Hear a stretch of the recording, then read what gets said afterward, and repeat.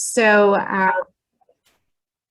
as I mentioned, I am hoping that today's session can be interactive, that we can communicate either through the chat or unmuting your microphones, but I'll ask to start if everybody could just make sure you're muted as we get started, just to reduce any background noise. So welcome everyone, I'm Chrissy Klinger. I am a workforce development specialist with Penn State University at the Institute for the Study of Adult Literacy. And just tell you a little bit about my background. I started in adult literacy actually as a volunteer tutor in the late 1990s. And over the last 20 some years, I've worked both in the K-12 arena as well as adult education. So in my current position with Penn State, I work under the Workforce Development Liaison Project, which is funded by the Pennsylvania Department of Education, Division of Adult Education. And our project provides technical assistance and professional development activities around workforce and career pathways related topics. In addition to that role, I am also the Links Career Pathways moderator and also part of the PACE Professional Development Committee. And I'm excited to be here today to talk about using digital portfolios with adult learners to improve workforce preparation skills. I did present a version of this at the PACE conference, so if you attended the conference, some of this might be a review, but I did want to dig a little deeper into how to actually set up and use some of the tools with portfolios. And I'll just mention too, what's really got me a little more interested in portfolios. I can't say it's something new. I've always been interested in them, but in digging deeper with it and using it with adult learners, as I recently finished my master's degree in learning design and technology. And one of my projects was around project-based learning and portfolios. And I really saw this as a way that we can help adult learners not only prepare to transition and go into the workforce or progress, but really as a lifelong learning tool for them, as a way for them to continue to collect information that shows them how they're progressing and helps them show others the qualities that they have. So today we're going to explore ways to help adult learners take ownership of their career goals and track evidence of the skills they obtain during workforce preparation activities. We'll discover how digital portfolios, or another term that we can use is e-portfolios, so the E standing for electronic, and how those help adults focus on career goals and skills needed to successfully transfer from adult basic education to training or employment. And finally, examine ways to use digital portfolios to help adults improve critical thinking, digital literacy, and lifelong learning skills. So I will pause throughout the presentation to give you an opportunity to talk or ask questions or make comments, but please feel free as I'm going through to type things in the chat at any time if you do have a question. So let's talk about preparing adults for the workforce. I think sometimes when we say that, the first thing that comes to mind is we have to help people have a resume. And really, it's much deeper than that. If we're going to help individuals not just get into the workforce, but truly be successful in the workforce, it definitely goes beyond just doing a SMART goal at orientation, and means that we're continuing to provide that ongoing career navigation support while the adults are with us, receiving their adult basic education services. It also means that we need to ask tough questions in a way that actually empowers and motivates learners.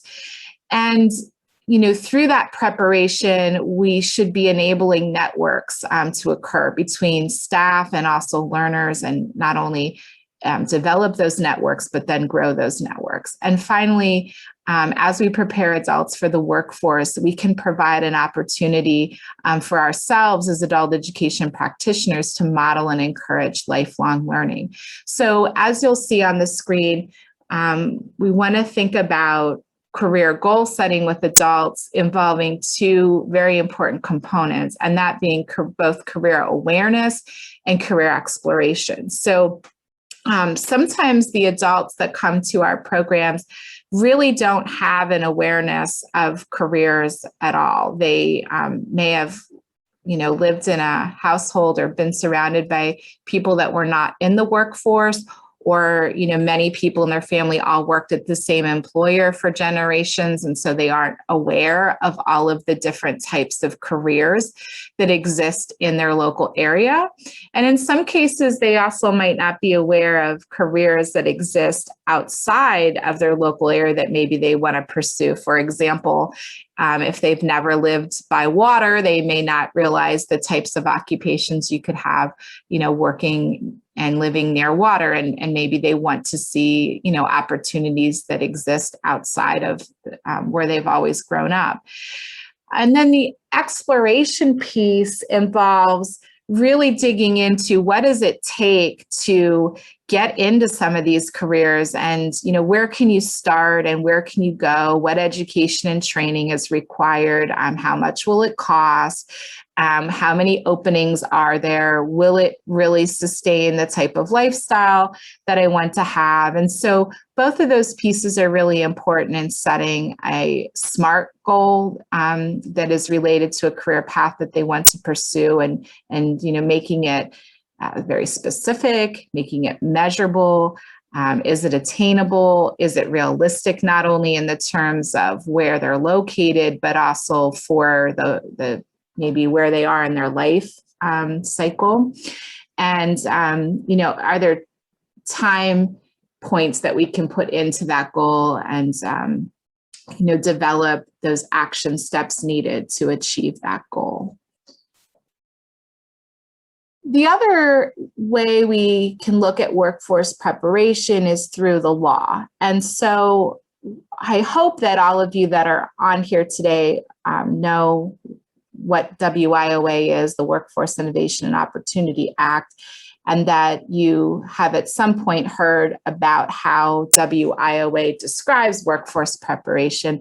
But I wanted to be able to include that here. So again, we don't fall into that trap of just thinking that preparing somebody for the workforce is making sure they have a resume or they practiced a few interviewing skills. So, we sometimes say getting somebody a job is easy, but again, keeping that job, staying in the workforce, progressing in the workforce is not easy. And so you do need a combination of skills. And in the law, the very first skill that is mentioned is academic skills. So, in the work that you do every day, you're truly helping adult learners build those academic skills that will help them not only be successful in the workforce, but also in their communities and, in many cases as a parent as well. And so beyond those academic skills, we want individuals to be able to use critical thinking skills, digital literacy, and self-management. And when we talk about self-management, that's things like making sure they can set an alarm and get to where they need to be and be on time, take care of themselves and their grooming, and be able to locate and use resources. And, again, part of self-management is solving problems themselves. So many of these workforce preparation skills do work hand in hand with each other. And so as you'll see, there's some other examples there of utilizing resources, using information, working with others. And definitely when we talk about workforce preparation, we want to use, these terms, but also be aware of how some of these words might be used as synonyms, in job ads or resumes. So, maybe here we're seeing self-management skills, but somewhere else it might say that you have good time management, and time management might still fall under self-management. Working with others could be teamwork. So I think it's important to realize how it's defined in the law, but also think about the other synonyms that our adult learners may see when they're applying for jobs, when they're trying to progress within the workforce, and being able to use the language that's appropriate for that sector that they're pursuing their career pathway in. Any questions about workforce preparation? Does that make sense to everyone? Okay.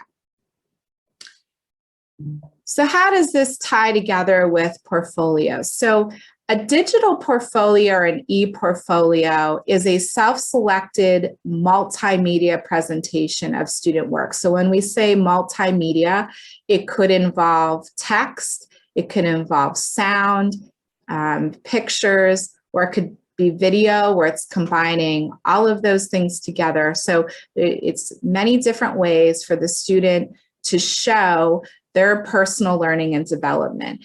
And by creating a portfolio, that process allows the learners to reflect on the work and make those connections around what they're doing to their career, to their community, and their personal and educational goals. So there's different purposes for portfolios. One purpose might be developmental, where the individuals are trying to show progress over time or have a collection of achievements. Another purpose would be presentation. This might be common if they're doing a project and they're trying to compile different things into the portfolio related to the project and then to present to an audience. And finally, portfolios can be used for assessment and to see if learners have met learning objectives that have been covered. So I would like to find out from anyone that's on today if you've ever used a portfolio for yourself, and whether it was developmental. Did you possibly track some achievements you had made over time? Have you ever possibly create a portfolio as part of a project and presentation, or have you used portfolios to do assessment or to self-assess yourself? So you can put in the chat or feel free to unmute and share if you yourself have ever created a portfolio.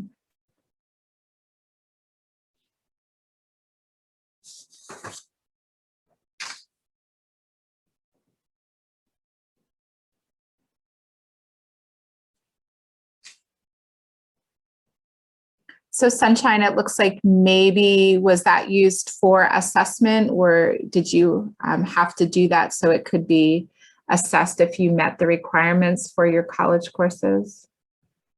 Looks like Tina, you had to do one. Oh, okay.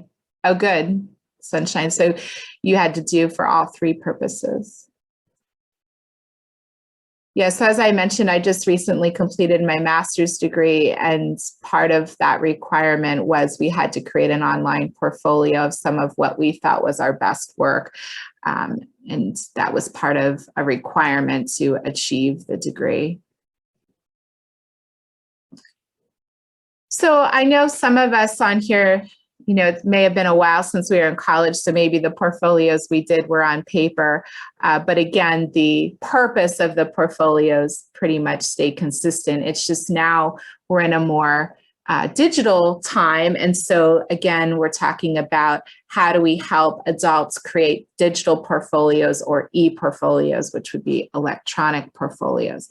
So although the purpose of the portfolio might be different, the process remains the same. So when an individual is creating a portfolio, first they collect material, and then they select pieces that they're going to keep. So they may actually take out or edit. So, I mean, they may not completely delete something out of the portfolio, but they may want to edit it a little bit.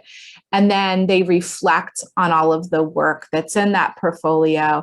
And then finally connect that, all the different pieces of that portfolio to both their professional or personal life, or to that very specific targeted assignment that they were doing. So when we think about doing portfolios with adult learners, I think it is important to realize all of the different skills that they're using as they go through this process.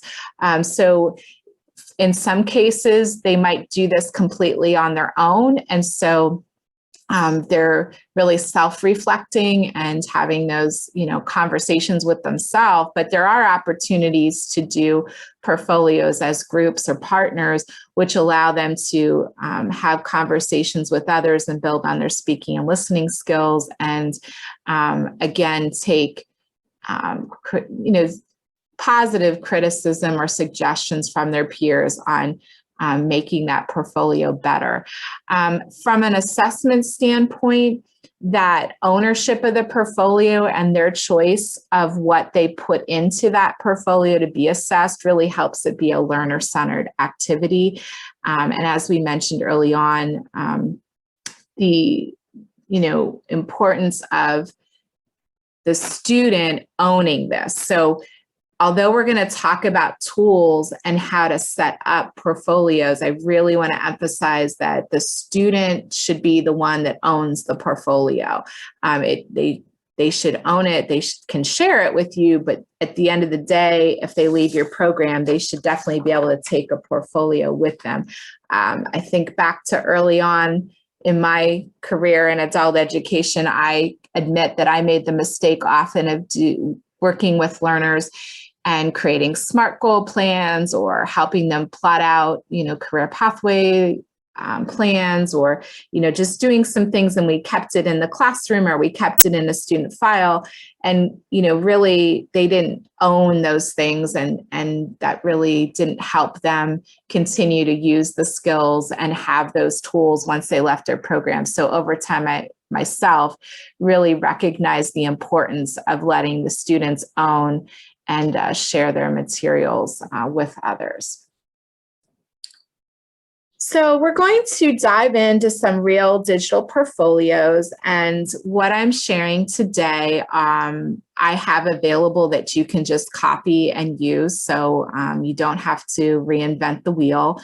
And I'm going to give you the links, but if you do want me to email documents directly to you, I'll share my email at the end of the presentation, and you can email me directly if that's easier than going on and finding all the links.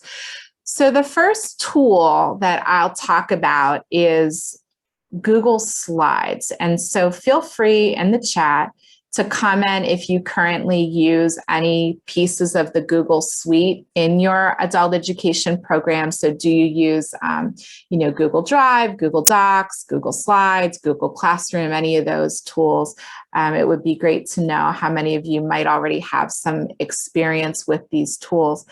So if you were to use Google Slides to help an adult learner develop a portfolio, it could be private because they could store it on their Google Drive and just share it with you directly. They wouldn't need to share it publicly. But within Google Slides, you can create a sharing link that it could be shared with anyone. So depending on what you're going to do with portfolios, you want to think about the skill of teaching the students how to share or not to share that information. So this particular portfolio that I'm going to switch on my screen and show you it inside of Google Slides, I will say that it was designed by looking at the Integrating Career Awareness curriculum guide and some of the different things that were in that guide and putting it into Google Slides.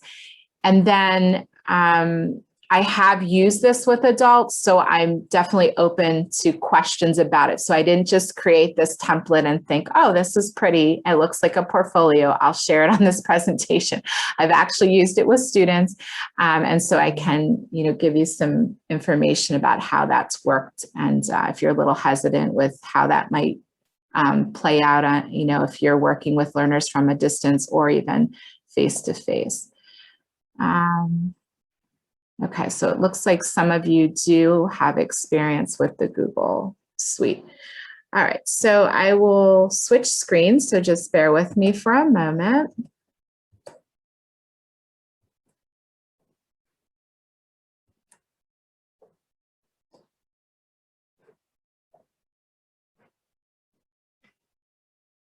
Okay, just if someone could confirm that you now see the Google Slides instead of my PowerPoint? Yep, we could see it. Thank you, Lisa. So one of the things I thought about as I was doing this was the digital literacy skills I also wanted adults to be able to practice. And so as I helped the adult put this into their Google Drive, I mentioned to them that, they're making a copy of it. It's in their Google Drive. They're giving me access to see it. And if they delete something or they mess something up, it's okay because I have the original and we can, start over if we need to. But it is important to talk with adults about this particular tool autosaves. So as they're doing things, it's automatically saving it. And they can use the undo feature. If something happens and they're like, oh no, I didn't want to do that, they can hit undo. But if they close it, everything they did is saved that way. They can't open it back up and undo something. So, just something to keep in mind, having that conversation with the adult early on as they're working through this. So I, again, emphasize to the adult learner that this is a place for them to not only put their plan and, have it as a living document to adjust as they work through that plan, but it's also a place to practice their digital literacy skills. So in the first one, they're just able to click here and type in their own words. So here's where, again, you could ask them to change the font, change the color.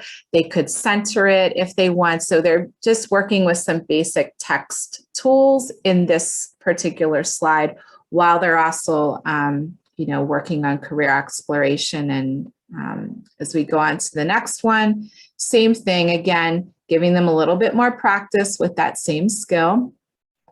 And then we go to this slide where we now have a numbered list.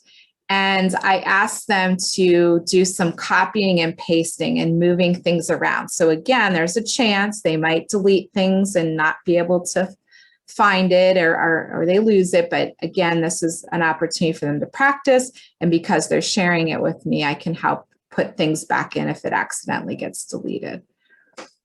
The next slide includes a hyperlink, and it allows them to go to My Next Move, which is an online career inventory that will match up their interests with possible careers.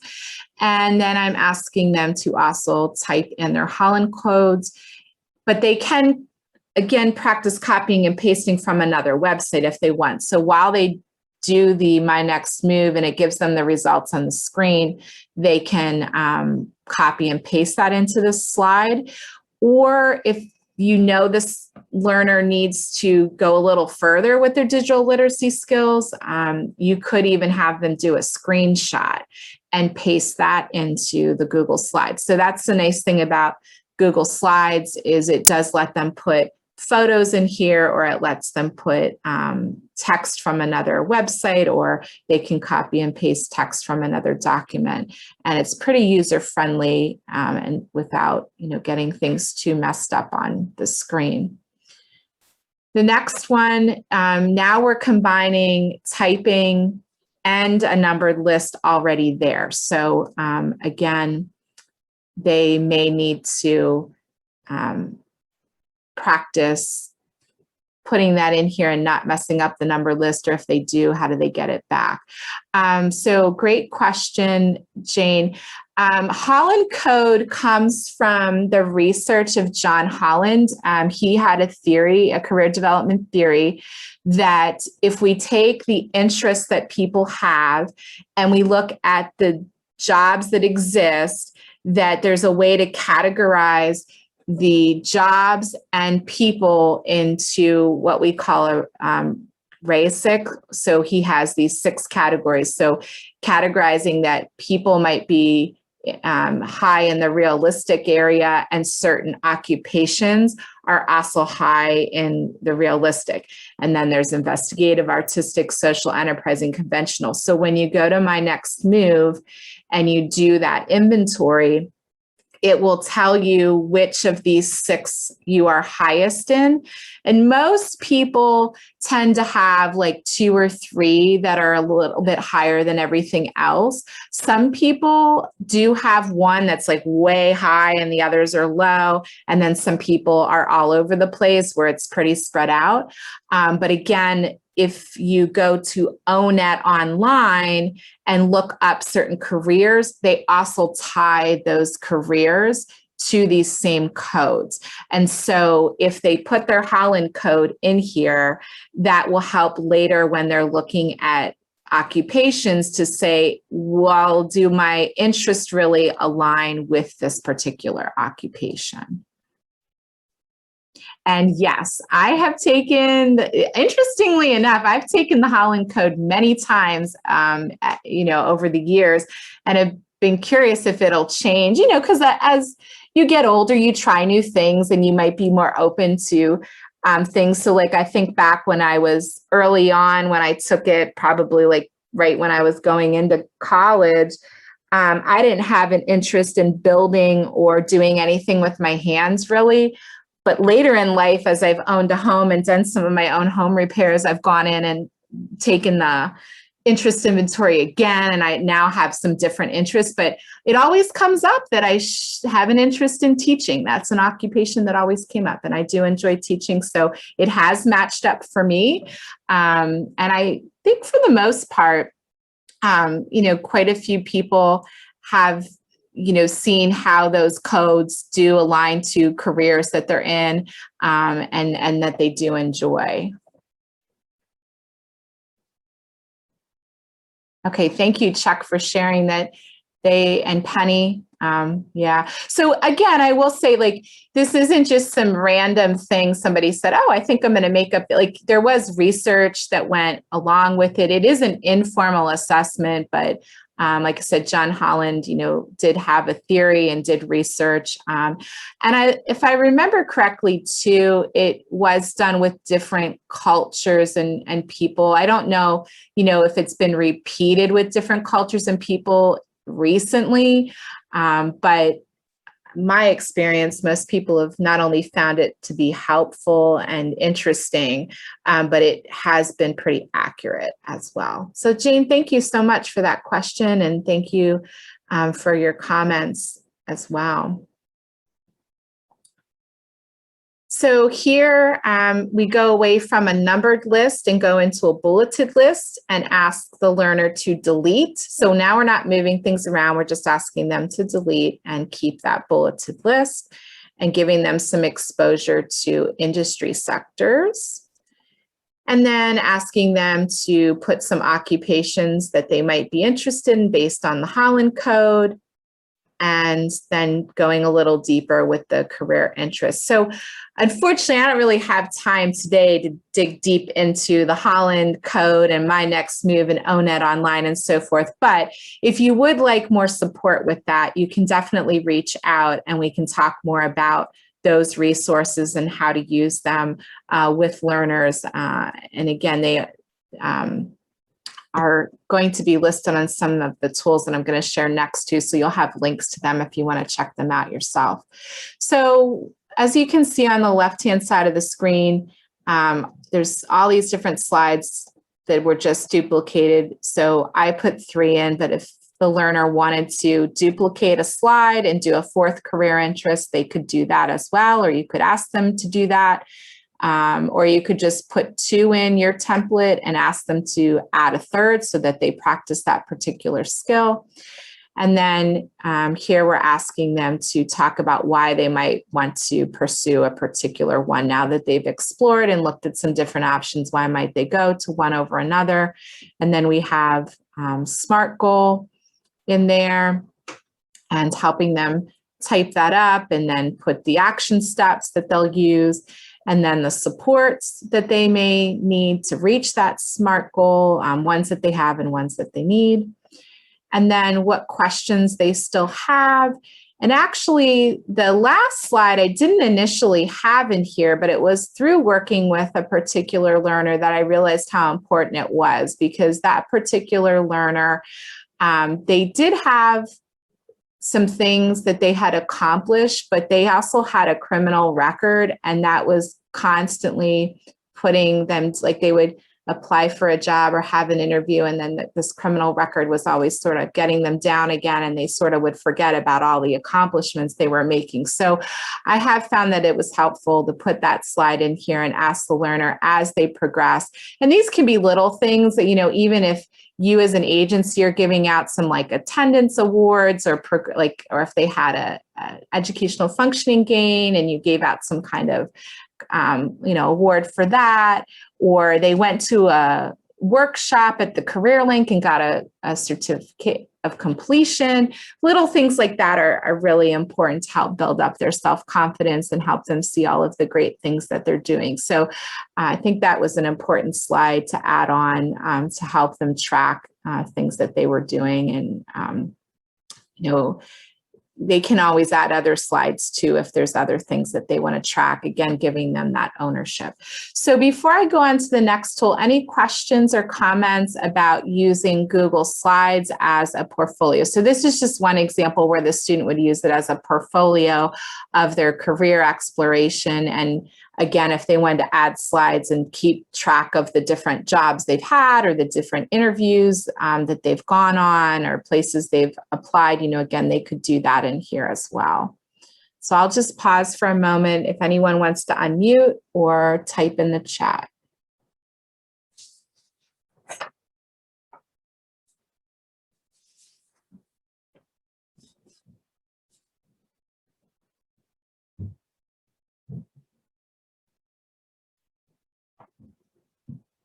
I will also mention that if you were to use Google Slides with your learners, obviously on the internet, it's pretty quick to go to, but if the learners are using tablets or smartphones, they may have to download the Google Drive app and download the Google Slides app. So that's just something else to keep in mind, that they may need to download a few apps, but Android and iPhones do have those apps and they work pretty well. So, it shouldn't be a problem, but it just may take a little bit more time to help the learner set that up to be able to do it on their phone or a tablet. All right, so the next tool that I'll talk about today is Wakelet. And the Wakelet tool is free. And I'm sure over the past year and a half, some of you have been exploring many different technology tools for many different reasons. And you'll notice that some of them come at a cost. Others have a free version and a cost version. Others were free and now all of a sudden have switched over to costing money. And so when you're thinking about a tool that you're going to use with adult learners, that may be a consideration is, is this going to cost me something? And will it eventually switch over to something that's going to cost money, or would they lose it? So I will say that Wakelet is very committed to staying as a free tool and really building a community. So I don't see any, thing in the future changing where if you use this tool, it would suddenly start costing money or students would lose their portfolios. So you can view Wakelet boards, public boards, without creating a Wakelet account and logging into a Wakelet account. But if the learner wants to use this as a portfolio where they're saving and creating and possibly collaborating, they would need to create a Wakelet account, which is free and requires an email address. And then they can use that on like I'm doing right now, on a laptop or desktop through the internet, or there is an app, and the app works really well on my iPhone. And I've heard from other people that have used it on other devices that the app has worked well on the other devices. So this Wakelet board is an example. This isn't an actual student. I just did student A so that no confidential information was shared. But Wakelet is really cool because it allows lots of different formats of files to be put onto the portfolio. So here, this is just text. Somebody can just add and type in text. And then here is a Google Doc. Down here is a link to ONET, and then a link to Career One Stop. Here is the Google Slides that I just showed on the Wakelet board. You can put a PDF on there. You can actually put videos. So if there's certain things that will help the student stay motivated, or even if the student creates a video themselves, it can be added onto the Wakelet board. You can put pictures. And so down here, I did it like an example. If they did get some type of certificate that was printed, they could take a picture of it with their phone and just add it to their Wakelet board and have a copy of it on here. So you'll notice up near the top of this Wakelet board, hopefully you can see me pointing to this little globe. This particular Wakelet board is set as public, so all of you can see it whether you have a Wakelet account or not. And you can invite people to collaborate if you want. You can, again, share it in many different ways. So if you wanted to share it with someone, you go to that button and it plays nice, so to say, with lots of other technology tools that are out there, and you can even export it as a PDF. So just to show you how simple this is, I'm going to copy this and put it in the chat, and I encourage you to try to click on that link and see if that same Wakelet board pops up for you, whether you're on a smartphone today or on your laptop. So I'll give you a moment if anybody wants to just kind of see how that works. And go over to another Wakelet board. This is also a public board. So this first board that I shared would be more for a student that wants to create a portfolio for themselves and track their goals and their steps to achieving their goals. This particular Wakelet board collection I use more in general for, you know, the whole, like, program wide. If there's a lot of things that multiple students need to access, then I've used Wakelet in this way, that it's just a general board. And if they find something they like on here, they could then add it to their own personal board. So there's a lot of ways to use Wakelet. And again, lots of different formats of documents can go on here. One of the other things that's really great about Wakelet and using it with our adult learners is that it is using the immersive reader tool. I'm not sure how familiar people are with that tool, but you'll see over here on the left, if you click this, just take a moment with my slower internet speed to load it.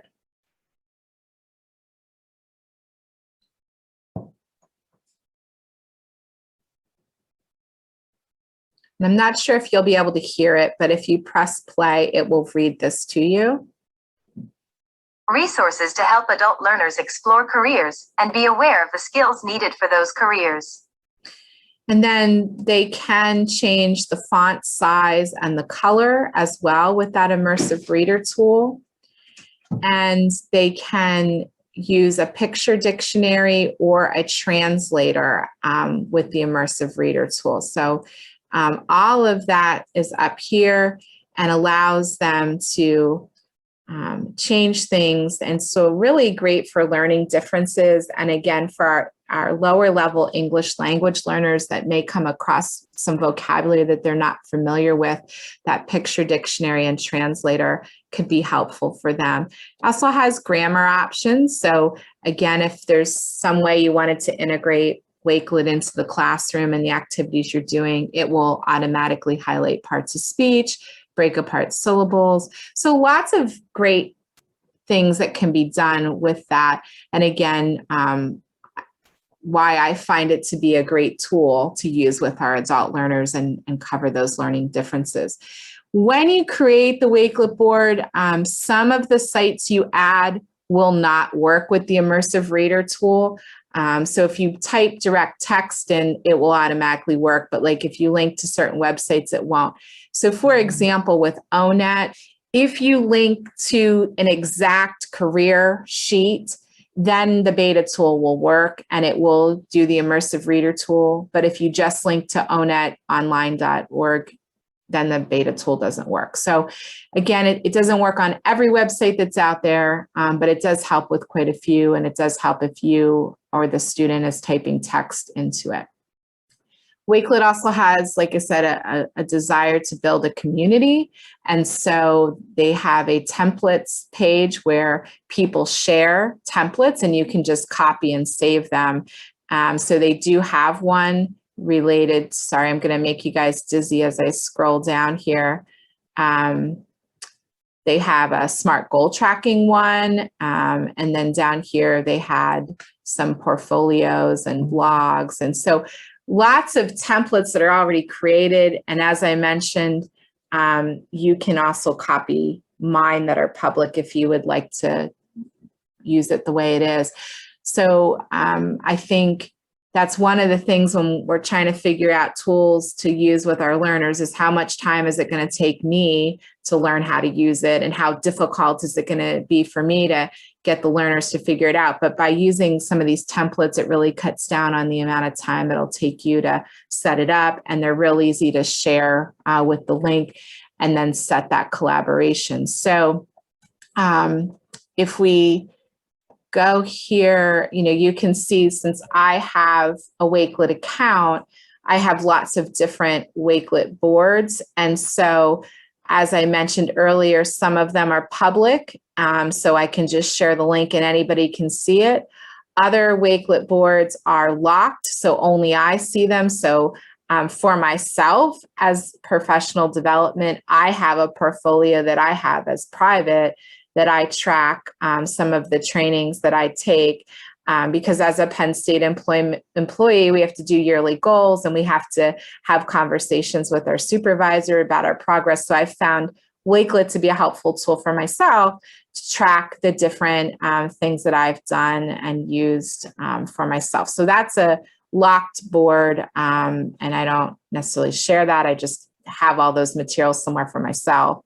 And then there's also this type of board with the little cross over the I, where you are sharing that with specific people. So then it becomes a collaborative board. So if the student is doing a portfolio that they only maybe want to share with the student support coordinator, so maybe they are collecting a portfolio to get them ready to progress into the workforce and get ready for some interviews and things of that sort, they may want to make it that it's just for them and the student support coordinator to look at versus public, that anybody could access it.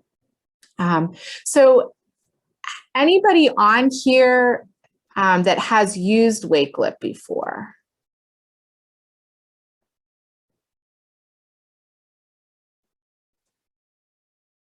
And if you haven't used it before, do you think, now that you've seen it a little bit today, it's something that you could use with your adult learners? And you can unmute or type.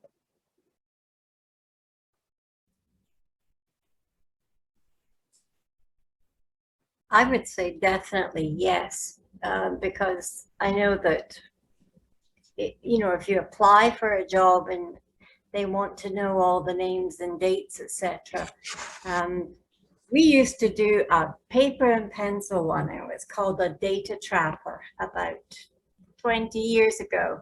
But basically the same sort of things, where you kept a lot of that stuff that you knew you were going to have to keep accessing again and again. And did you want to have to keep trying to figure out, what date did I get this certificate? What date did I get my GED? Whatever. That they were all there in one place. And this is really just the updated, smarter big brother of what many of us who taught professional development used to do. So I would certainly use it with my adult learners. I think they'd be very interested in this. Yeah, I'm excited to see Lynn was able to make it today. Lynn just started using Wakelet with some of her learners. And Lynn, I don't know if you could comment if your learners are using it on laptops or are they using mobile devices like smartphones or tablets. But like I said, I've used it on a multitude of devices. And the only time I run into a problem is if like I don't have internet connection. So, I mean, it is a online tool, so you do have to have internet connection or data on your phone. So that is one thing to consider. But so, I mean, Google Slides is the same way. The only difference is sometimes Google Slides will let you look at the most recent version without having an internet connection, won't let you edit it, but will let you see it sometimes if you don't have the internet connection. So what I did today, I'm going to share some other we're going to go back to the PowerPoint and share some other resources, but I actually made a Wakelet just for today and pulled everything together. So the PowerPoint that I'm using, I converted to a PDF and loaded that onto the Wakelet board. I have the SMART Goal Wakelet collection. So if you wanted to click on this and copy it, you could. I have the other one that I shared, the Wakelet templates, the Google Slides. And then I have links to my social media profiles if you'd like to follow the great stuff that I share. We also had a conversation going on at Links around some of the various digital tools that are out there to support career pathways exploration. So I have that on there.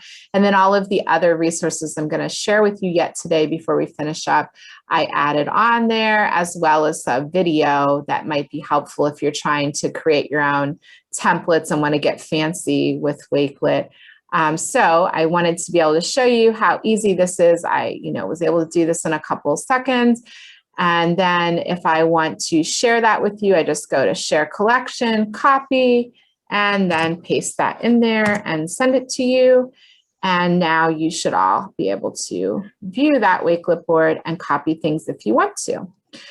I can also invite specific people. So I just wanted you to see that as well. There's a copy link and there's also a QR code. So, some of you that might be coming today on your laptop, but you have your cell phone nearby, the way QR codes work is you point the camera from your cell phone on this funny looking square, which is the QR code, and then it will allow you to pop up the Wakelet board that way. So you can do it this way to send it to learners. So again, keeping in mind, like if you're on a Zoom, you could send it to learners, or if you have like Remind app or email, there's so many different ways to get the learners to connect to the board. So wherever they might be in their digital literacy capabilities, you should be able to get them started if you wanted to give them a template board that they are going to start with. But if you're going to want them to create their own Wakelet board, again, you could walk them through that, or there's a lot of great videos on YouTube. So you could have them watch YouTube video and start a collection themselves and see how they do with that, depending on where you feel they are with their digital literacy skills and their abilities. So I'll go back to the PowerPoint. And we shared the Google Slides, we shared the Wakelet. So now let's just finish up today by talking about some benefits of doing e-portfolios with learners. So again, I focused today on career exploration and career progression, but you can definitely use e-portfolios in many different ways. And one of the greatest benefits is that the students truly own the learning outcomes that they describe in their progress and when they cite that specific evidence. So it's very learner-centered.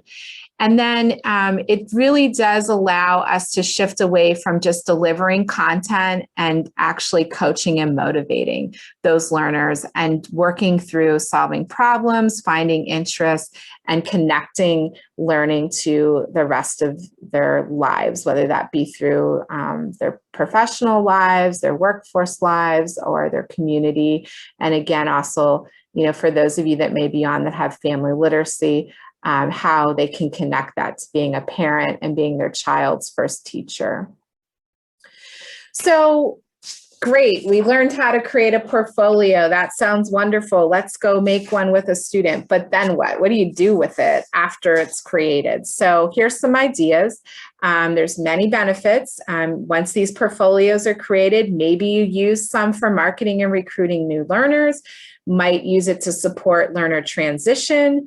coordinating and communicating with partners, or even collecting and maintaining data and records. So sounds great, but how does it really look in the real world? So if we're talking about recruitment and orientation, you as whoever runs your orientation, whether that's your student support coordinator or a program coordinator, maybe you create and share an actual portfolio of success stories where you can include some student pictures and text. Jane, go ahead. You can unmute if you'd like.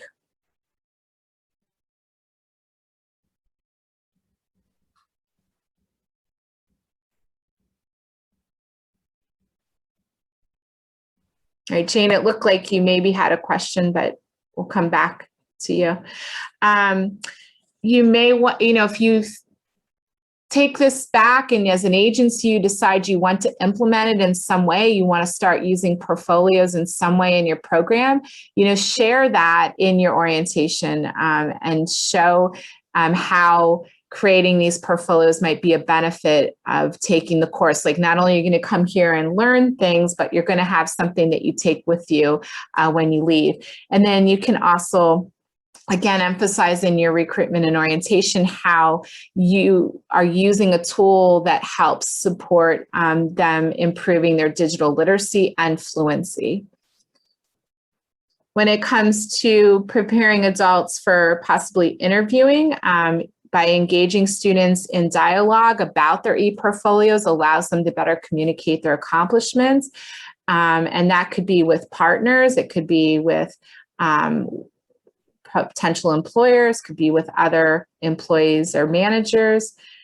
Okay, so Jane said that she was thinking about using it as an online discussion board. Yes, definitely. And I think, Jane, the neat thing is that typically discussion boards have been focused on text that we just communicate back and forth through text. But I think Wakelet does give you that possibility of a discussion board where if somebody wanted to respond and do a little video, they could. If they wanted to add, some music or some pictures, I think that really allows, again, those learning differences and the progression of skills with our learners. So thanks for bringing that up as an online discussion board. There's some other tools that'll let you do discussion online too, but like I said, I like Wakelet for that ability to use a lot of different media.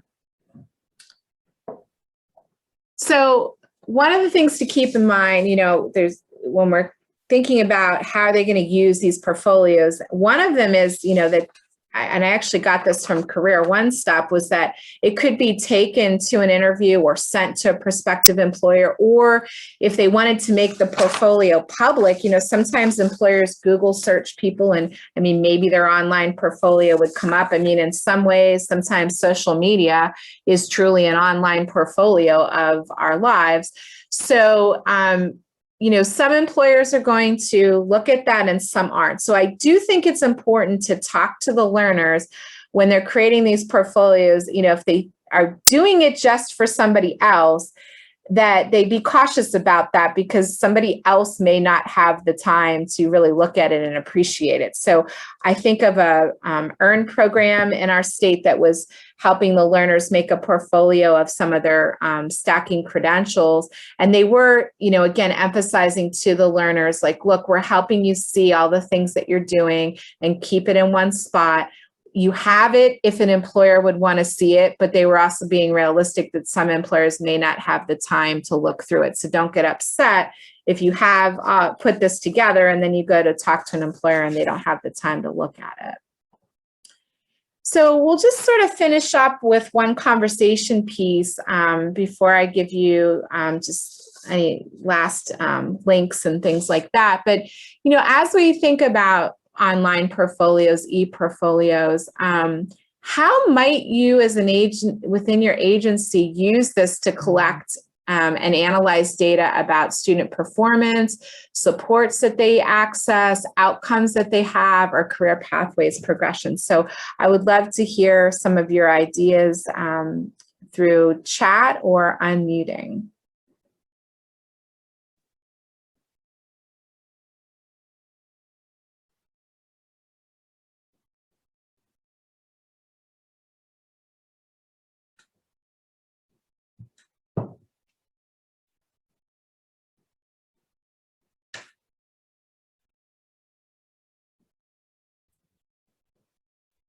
could you use it as a way of tracking student performance from, you know, more kind of data on what works and what doesn't work in your class? So like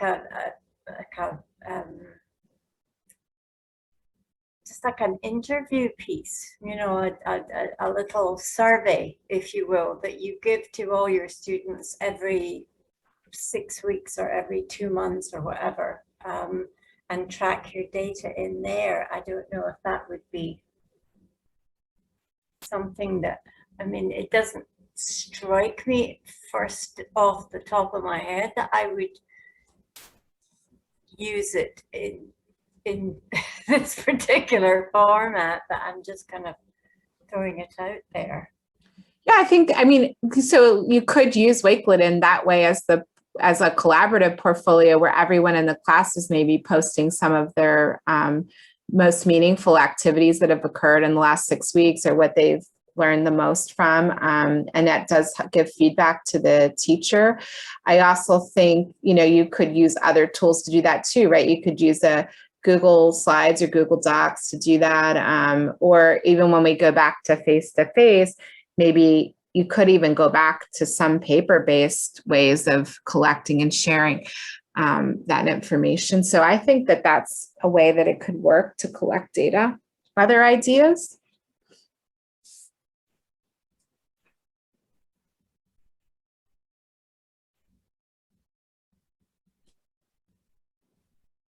I think too, if learners are pulling together portfolios, it might give you some, if they're sharing them, like how much persistence and like time they're putting into what they're doing, right? Are there things that they're doing outside of the classroom and progressing and adding to the portfolio?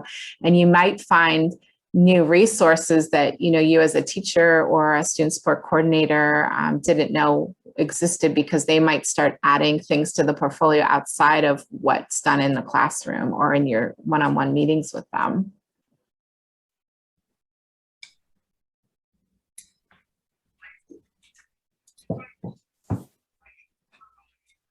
All right, so as I mentioned, there are some additional resources and they're on the Wakelet board and they're also in this PowerPoint. And if you would like a copy of the PowerPoint, you can email me or access it from the Wakelet board.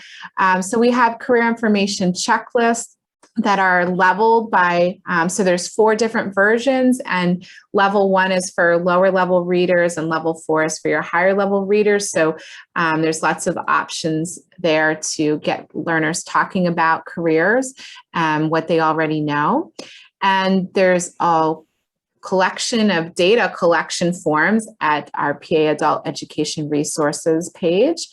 And then, as I mentioned, I based that Google Slides portfolio off of the Integrating Career Awareness Curriculum Guide. So the link to that is here. And I also have a document up on PA Adult Ed Resources that goes over some other digital tools that might support career exploration. So, you know, we only talked about 2 tools today, but there's some other ideas on that document. And then for those of you that are looking to work in a more learner-centered environment and get the learners to have more ownership of their goals, there's a motivational interviewing cheat sheet located here, and kind of help you with how you talk to learners so that they have more ownership of their goals. And then there's that video that I briefly showed on the Wakelet board. It shows you how to get really creative and fancy if you want to with banners and creating e-portfolios. And then, as I had mentioned, I did share about how portfolios might be used with employers. So there is the link to Career One Stop on their article around that. So we are at the end of our session for today. Here is all of my wonderful information, and I will also type my email in the chat. I'll stay on for a minute or two if anybody has additional questions, but I know this is a lot of information to take in today, so I think that once you digest it, you might find you have questions later this week or next week, so please feel free to reach out and email me or jump on and go through that Wakelet board and through some of the resources, and hope that you will try portfolios with some of our adult learners across the Commonwealth.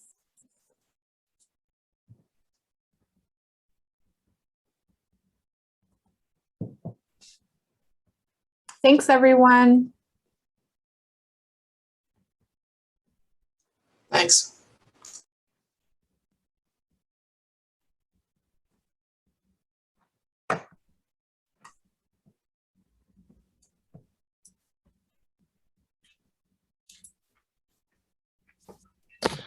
Hey, good job, Chrissy.